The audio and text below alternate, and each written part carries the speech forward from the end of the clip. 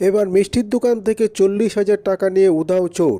ঘটনাটি ঘটেছে শান্তিপুর থানার শ্যামবাজার এলাকায়। শ্যামবাজার এলাকায় একটি প্রসিদ্ধ মিষ্টির দোকান থেকে ঘটে যায় চুরির ঘটনা। সেই ঘটনা চোরের কীর্তি ধরা পড়েছে সিসি ক্যামেরায়।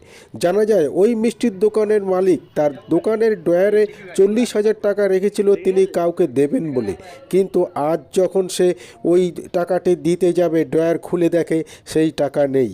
চলুন দেখে নেব সেই ছবি। আপনারা দেখছেন নিউজ নদিয়া এক্সপ্রেস। চ্যানেলটিকে সাবস্ক্রাইব, লাইক, শেয়ার এবং ফেসবুক পেজটি ফলো করুন।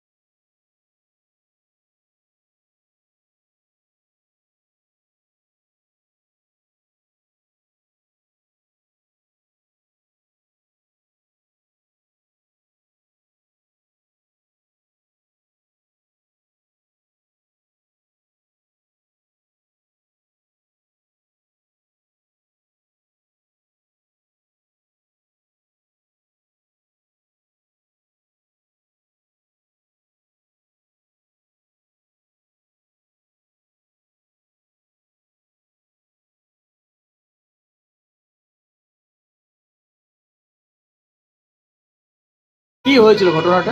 ঘটনাটা ঘটনাটা ঘটেছে এক সপ্তাহ আগে। আচ্ছা। এবার আমাদের পেমেন্টের টাকা আমাদের দোকানে ড্রয়ারে থাকে। এবার গতকালকে বাবার একজনকে পেমেন্ট টাকা রাখা ছিল 40,000 টাকা এক জায়গায় গোছ করে ড্রয়ারের নিচে। এবার সেখানটায় টাকাটা একজনকে দিকে পেমেন্ট করতে গিয়ে দেখে যে টাকাটা নেই। আচ্ছা। এবার সেই টাইমে গিয়ে তখন আমাকে বাবা ফোন করে বলে এই ব্যাপার। তখন আমি এসে দোকানে সিসিটিভি ফুটেজে চেক করি।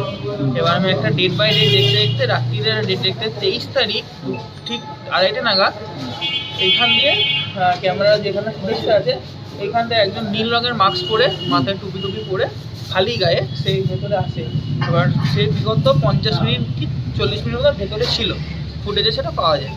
এবার সেটা দেখে আনুমানিক সেই এই জায়গাটায় ড্রয়ারের আপনার এই জায়গাটায় সব কিছু চাবি ফাবি খোঁজফাজ করে সব কিছু করে টাকাটা ওখান থেকে নেয়। আচ্ছা, সে টাকাটা নিতে গেলে বলতে সে ড্রয়ারের কাছেই কনস্ট্যান্ট দাঁড়িয়েছিল।